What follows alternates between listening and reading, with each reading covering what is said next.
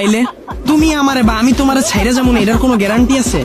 একটা দোকান যদি আমি 2 বছরের লেগে ভাড়া নেই, ওইটার যদি চুক্তিপত্র হয়, আমিও বিয়ার আগ পর্যন্ত চুক্তিপত্র থাকবো। বিয়ার আগ পর্যন্ত তুমিও আমারে বা আমিও তোমারে ছাইরা যাইতে পারবো না। যদি তুমি আমারে ছাইরা যাও, এই যে 2 বছর আমি তোমার পিছনে খরচ করলাম, সময় দিলাম, এটার বিনিময়ে যে টাকাটা আইবো ওইটা জরিমানা হিসেবে আমারে দিয়া তারপর যা। আরে বাবা, আমি তোমাকে ছেড়ে যাব কেন? আমি তো তোমাকে মন থেকে ভালোবাসি। এখন আমরা দুজন পড়াশোনা করতেছি, পড়াশোনা শেষ হোক, তারপর তুমি ভালো একটা জব নিবা, তারপর আমার বাসায় বিয়ের প্রস্তাব পাঠাবা, আমরা ফ্যামিলিগতভাবে বিয়ে করে নিব।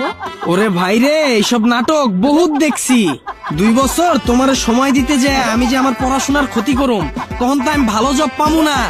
আর তখনই তুমি আইসা আমারে বলবা, জান তোমার তো এখনো ওইরকম কোনো পরিস্থিতি হয় নাই যার জন্য আমি তোমার আমার ফ্যামিলির কাছে নিয়ে যাব। আমার কালকেই বিয়ে, বাবা বিয়ে ঠিক করে ফেলছে। আর তখনই তুমি আমারে পল্টে দিয়া একটা ভুড়িওয়ালা বড়লোক বুইরারে বিয়ে কইরা